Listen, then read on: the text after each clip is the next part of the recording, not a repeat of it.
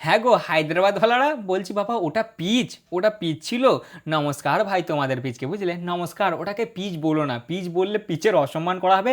ওটাকে তোমরা national highway ঘোষিত করে দাও, বুঝলে তো? ন্যাশনাল হাইওয়ে মানে ওটা কি ছিল?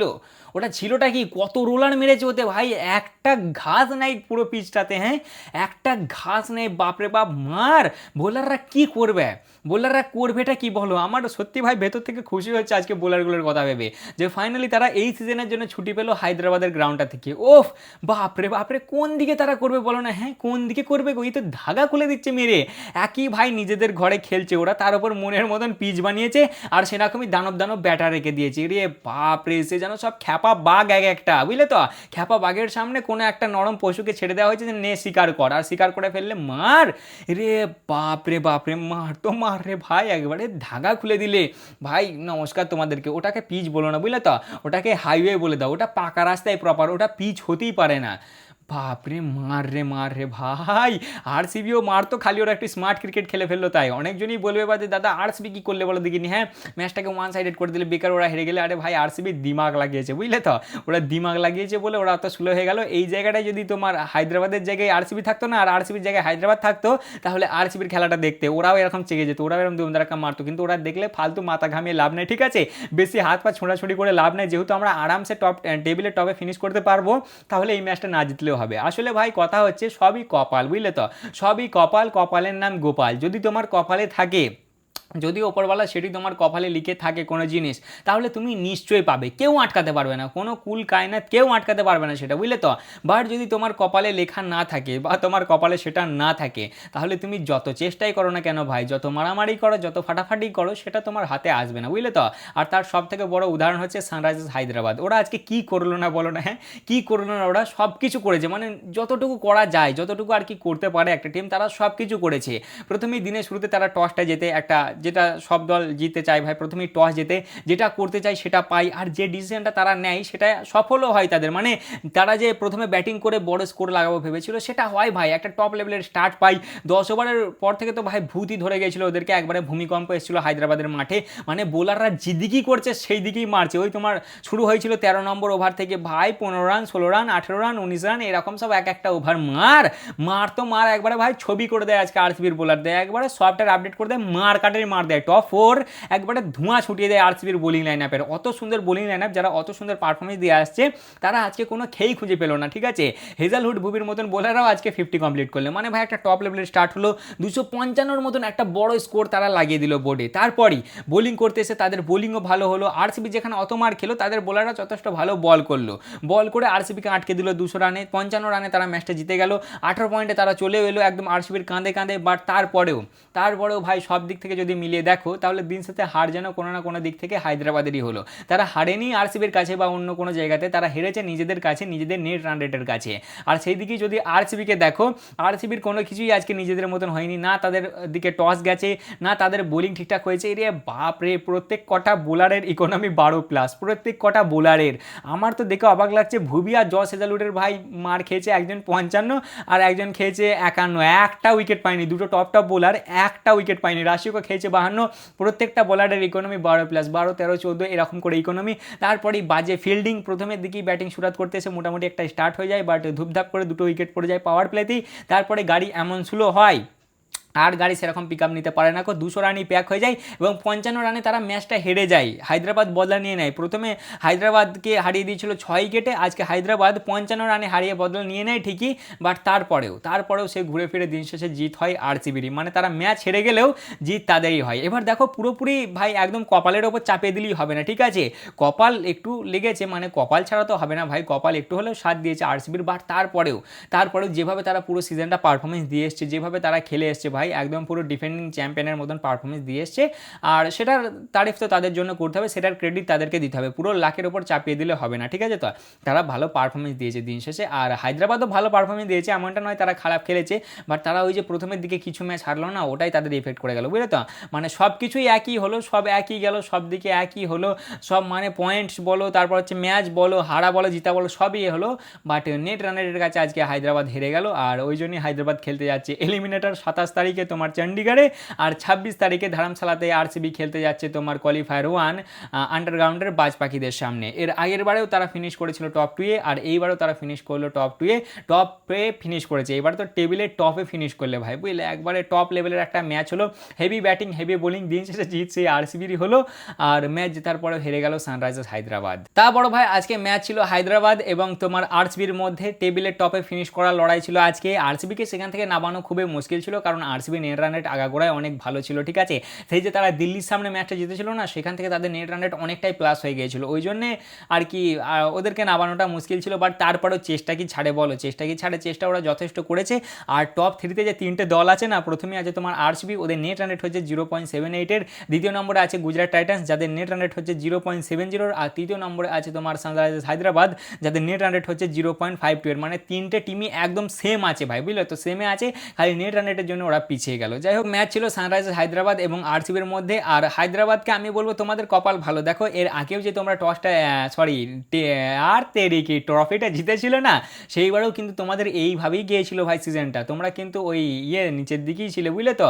সেইবারেও তোমার কোয়ালিফায়ার 1 খেলেছিল জিটি আর আরসিবি, আর এইবারেও খেলছে জিটি আর আরসিবি, আর নিচের দিকে থাকছে তোমার হায়দ্রাবাদ। মানে হায়দ্রাবাদের কাছে চান্স তো আছে এগিয়ে আসার, আর ওরা যেভাবে পারফরমেন্স দিচ্ছে সেরকম এগিয়ে আসতে ওরা পারবে। যাই হোক ভাই, আজকে ম্যাচ ছিল তোমার হায়দ্রাবাদ এবং আরসিবির মধ্যে, এটা নিয়ে মনে হয় আমি ভাই 10 থেকে 12 বার রিটেক নিলাম, বুঝলে তো, মানে এত লেট আমার হয় না, বাট আজকে আমার বিরক্ত লেগে যাচ্ছে, কেন কি জানি, গরমে আমার হচ্ছে না, আমি যেটা করতে চাইছি সেটা হচ্ছে না, বুঝলে তো।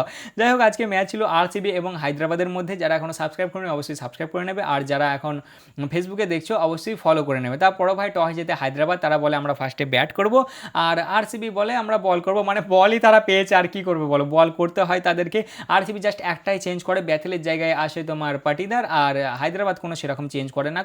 তারপরে হায়দ্রাবাদ আসে প্রথমে ব্যাটিংয়ে, আর কি একটা টপ লেভেলের ব্যাটিং স্টার্ট হয় ভাই, ঠিক আছে, একবারে টপ লেভেলের ব্যাটিং স্টার্ট যাকে বলে। প্রথমেই ভাই 2-3টে ওভার একদম হেভি মারে, তারপরে 4 নম্বর ওভারে রাশিক আসে, তাই হেডকে আউট করে, হেড পরস্পর 3টে 4 মারার পর আউট হয়ে যায় রাশিকের সামনে, 16 বলে 26 রান বানিয়ে তোমার আর কি হেড আউট হয়ে যায়। আচ্ছা, ওইসব কথা সাইডে, আজকে কে লক্ষ্য করেছিলে যে হেড আর বিরাটদার মধ্যে কিছু তো একটা ব্যাপার হয়েছিল, এদের দুজনের মধ্যে। হেড কখন কাটি মারলো কি জানি ভাই বিরাটদা প্রচুর চড়ে গিয়েছিল আজকে, হ্যান্ডশেক করেনি ম্যাচের পরে। আর তাছাড়াও ম্যাচ চলাকালীন যখন আর কি ব্যাটিং করছিল না, তখন তোমার কত পাওয়ার প্লেতে আই থিঙ্ক বিরাটদা কি কাটি মারছে ভাই হেডকে বলছে তুই ইম্প্যাক্ট প্লেয়ার হয়ে যা, তুই উঠে চল যা, তুই আই বোলিংয়ে, এরকম লাগাতার কনসিস্টেন্টলি ভাই ওরকম ওকে করেই যাচ্ছে। হেড কিছু বলছে না, কিন্তু হেডকে আমি দেখলাম ও চুপচাপই আছে, হেড আবার হাত মেলাতেও গেল, কিন্তু হেডের সাথে হাত মেলালো না, কিছু তো একটা ওদের মধ্যে হয়েছিল, কি হয়েছিল বলো দেখিনি, যদি কেউ জেনে থাকো অবশ্যই কমেন্টে জানাবে। হ্যাঁ, যাই হোক, হেড আজকে 16 বলে 26 রান বানিয়ে আউট হয়ে যায়। পাওয়ার প্লে শেষে এদের 63 রান হয় একটা উইকেটে। পাওয়ার প্লেতে একবার তোমার 6 নম্বর ওভারে রশিকধারের বল করছিল আর কি, তখন অভিষেক ছিল ব্যাটিংয়ে, ভেঙ্কির কাছে একটা ক্যাচ গিয়েছিল, ভেঙ্কি তখন ক্যাচটা নিতে পারেনি, মানে একটু টাফ ক্যাচ ছিল, বাট 25 রানে ড্রপ করে দিয়েছিল। যাই হোক, পাওয়ার প্লেটা মোটামুটি যায় ভাই, হায়দ্রাবাদের তুলনায় এটা মোটামুটি, কারণ তারা 63 রান বানায় একটা উইকেটে। তারপরে 8 নম্বর ওভারে অভিষেক 50 কমপ্লিট করে 20 বলে, 9 নম্বর ওভারে সুয়াস আসে, তাই অভিষেককে আউট করে 22 বলে 56 রান বানিয়ে সুয়াস আউট হয়েছে এবং 10 ওভার শেষে 116 রান 2 উইকেটে। মানে হায়দ্রাবাদের অনুযায়ী ভাই এটা নর্মাল ছিল, ঠিক আছে, নর্মালি যাচ্ছিল, আর এখান থেকে দেখে মনে হচ্ছিল যে এরা 220-30 আজকে লাগিয়ে দেবে, কোনো ডাউটই নেই, ঠিক আছে। যাই হোক ভাই, 12 ওভার শেষে 129 রান 2 উইকেটে হয় ভাই, মানে আরসিবি ভালোই বল করতে লাগে। যে রোমারিও শেফার্ড প্রথমে 2 ওভারে 32 রান খেয়েছিল, সেই তোমার 12 নম্বর ওভারটাতে আসে জাস্ট 5 রান খায়, এবং 11 নম্বর ওভারে কুনাল জাস্ট 8 রান খেয়েছিল। 12 নম্বর ওভারটাতে ক্যাপ্টেন রাজাত পাটিদার করাতে চাইছিল দিয়ে তোমার ওর নামটা কি দেখবে, জস হেজেলউডকে দিয়ে, বাট জস হেজেলউড বাইরে গিয়েছিল বলে তাকে দিয়ে করানো হলো না ভাই, মানে কিছু টাইম ছিল যে সে বাইরে গিয়েছিল, সে এখন করতে পারবে না, কিছু টাইমের পরে করবে। যাই হোক, 11-12 ওভারটা তো মোটামুটি ভালোই যায় ভাই, 12 ওভার শেষে 129 রান হয় 2 উইকেটে। বাট তারপরে 13 নম্বর ওভার থেকে যে কি ভূত ধরে রে ভাই হায়দ্রাবাদকে, 13 নম্বর ওভারে আসে জস হেজেলউড, যে তোমার এর আগের দুটো ওভারে, মানে প্রথমে দুটো ওভারে জাস্ট 15 রান খেয়েছিল, সে সেই ওভারটাই খেয়ে যায় 27 রান। হায়দ্রাবাদ একবারে ধোঁয়া ছুটে দেয়, বিশেষ করে হেনরিক ক্লাসেন, প্রথম বলটা ওয়াইড, তারপরে 1-6 ওয়াইড 6-4 6-1 দিয়ে 27 রান খায়। আর সেখান থেকে যা মোমেন্টাম পেয়ে যায় ভাই, বিশাল মার দেয়, একটা বিশাল পার্টনারশিপ হয় তোমার ক্লাসেন এবং ঈশান কিষানের মধ্যে। 48 বলে 113 রানের পার্টনার পার্টনারশিপ, 113 রানের পার্টনারশিপ 48 বলে। 14 নম্বর ওভারে আসে সুয়াস, সে খায় 15 রান। আচ্ছা, তারপরে 15 নম্বর ওভারে আসে ভুবির সামনে ঈশান 50 কমপ্লিট করে 31 বলে। সেই ওভারটাতেও ভুবি খেয়ে যায় 18 রান। 15 ওভার শেষে এদের 189 রান হয়ে যায় দুটো উইকেটে, যেখানে তোমার 10 ওভার শেষে 116 রানে দুটো উইকেট ছিল, সেখানে 15 ওভার শেষে 189 রানে দুটো উইকেট। তারপরে 16 নম্বর ওভারে রাশিক খায় 20 রান, ক্লাসেন 50 কমপ্লিট করে 23 বলে। আচ্ছা, তারপরেই 17 নম্বর ওভারে আসে কুনাল এসে দেয় ক্লাসেনকে আউট করে। ক্লাসেন 24 বলে 51 রান মানে আউট হয়ে যায় ঠিকই, বাট তারপরেও সেই ওভারটাতে কুনাল খেয়ে যায় 16 রান। 18 নম্বর ওভারে আবার আসে তোমার জস হেজলউড, সেই ওভারটাতেও সে খেয়ে যায় 13 রান। মানে ওই যে ধরলে 13 নম্বর ওভার থেকে তোমার 18 নম্বর ওভার অবধি প্রচুর মার দিয়েছে ভাই, প্রচুর মার, বুঝলে তো। 18 নম্বর ওভার পর্যন্ত আরসিবি জাস্ট খেয়েই খুঁজে পারছিল না যে আমরা করবো তো করবোটা কি। যাই হোক, লাস্টের দু ওভারটা মোটামুটি এরা ভালো বল করে। 19 নম্বর ওভারে ভুবি জাস্ট 8 রান খায় এবং 20 নম্বর ওভারে রাশিক জাস্ট 9 রান খায় এবং তার সাথে আউট নেয় ঈশানের, মানে আর কি উইকেট নেয় ঈশানের। ঈশান 46 বলে 79 রান বানিয়ে আউট হয়ে যায় এবং এরা 255 রান লাগিয়ে দেয় 4 উইকেটে। নীতিশ কুমার রেড্ডি মারে 12 বলে 29 দিয়ে 255 লাগিয়ে দেয় 4 উইকেটে। মাঝে এরা দুটো ক্যাচ ড্রপ করেছিল, একবার হয়তো বললাম পাওয়ার প্লের ভেতরে অভিষেককে করেছিল 25 রানে, আর একবার তোমার 7 নম্বর ওভারে অভিষেককে ড্রপ করেছিল জর্ডান। মানে ওটা আর কি ক্যাচটা ধরে ফেলেছিল, বাট তার পা ঠেকে গিয়েছিল ইয়েতে, কি বলো ওর নামটা, সে বাউন্ডারি স্কার্টে পা ঠেকে গিয়েছিল, তখন ও ছিল 32 রানে, তখন একটা ক্যাচ ড্রপ, ওইটা বললেই চলে।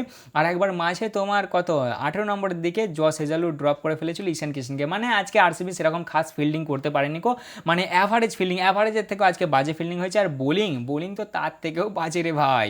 ভুবি 4 ওভারে 51, 0 উইকেট। আচ্ছা, জস 4 ওভারে 55, 0 উইকেট। রাশিক 4 ওভারে 52 রান খেয়ে 2 উইকেট। সুয়াস 3 ওভারে 36 রান খেয়ে 1 উইকেট। রোমারিও 3 ওভারে 37 আর কুনাল 2 ওভারে 24 রান খেয়ে 1 উইকেট। হায়দ্রাবাদের টপ 3 না ভাই, টপ লেভেলের পারফরমেন্স দিচ্ছে এবার, বুঝলে তো। ক্লাসেন এখন অবধি যতগুলোই ম্যাচ খেলেছে ভাই 606 রান বানিয়েছে। আচ্ছা, ঈশান বানিয়েছে 569 আর অভিষেক বানিয়েছে 563। এই প্রথমবার না, দ্বিতীয়বার এটা। এর আগে এরকম গুজরাট টাইটান্স বানিয়েছিল আই থিঙ্ক 2025 সালে, মানে গুজরাট টাইটান্সের টপ 3 500 প্লাসের সিজন দিয়েছিল 3টে প্লেয়ার।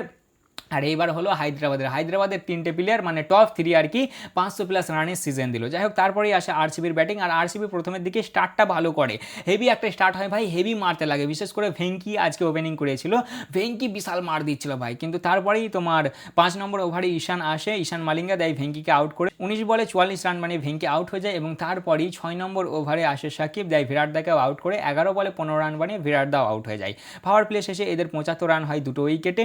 তারপরেই তোমার 9 নম্বর ওভারে আসে ঈশান, দেয় দেবকে আউট করে। 14 বলে 21 রান বানিয়ে দেব আউট হয়ে যায় এবং 10 ওভার শেষে এদের 110 রান হয় 3টে উইকেটে। আর সেখান থেকেই বোঝা যায় যে এরা ভাই আর রানটা চেজের দিকে যাচ্ছে না, মানে পাওয়ার প্লে পর্যন্ত এরা রানটা চেস করবো বলেই যাচ্ছিল, কিন্তু তারপরে এরা দেখে যে দরকার নাই ভাই। মানে তখন তো ক্লিয়ার হয়ে গেছিলো যে আরসিবি 166 রান বানিয়ে ফেললেই ওরা টপ 2-এ ফিনিশ করবে, আর যদি 180 প্লাস বানিয়ে দেয় তাহলে টেবিলের টপে ফিনিশ করবে। আর আরসিবি ওটাই টার্গেট করে, দেখে যে ফালতু অত মারামারি ঝগড়া ঝামেলা করার দরকার নেই ভাই, ম্যাচ ওদেরকে দিয়ে দাও, আমরা নর্মাল একটা খেলি, ঠিক আছে। দিয়ে ভাই এরা নর্মালি খেলতে লাগে। 15 ওভার শেষে এদের 149 রান হয় 3টে উইকেটে। 18 নম্বর ওভারে রাজাত 50 কমপ্লিট করে 37 বলে, তবে 19 নম্বর ওভারে হেড আসে, দেয় রাজাতকে আউট করে। 39 বলে 56 রান মানে রাজাত আউট হয়ে যায় এবং 20 ওভার শেষে এরা 200 রান বানায় 4 উইকেটে এবং 55 রানে এই ম্যাচটা এরা হেরে যায়। কুনাল বানায় 31 বলে 41 রান এবং টিম ডেভিড বানায় 7 বলে 15 রান। বোলিংয়ের দিক থেকে দেখতে গেলে প্যাট কামিন্স 4 ওভারে 48, ঈশান 4 ওভারে 33 রান খেয়ে 2 উইকেট, শিভাং 2 ওভারে 32, আচ্ছা সাকিব 4 ওভারে 31 রান খেয়ে 1 উইকেট, আচ্ছা হর্ষল 4 ওভারে 37, নীতিশ কুমার রেড্ডি 1 ওভারে 10 আর হেড 1 ওভারে 7 রান খেয়ে 1 উইকেট।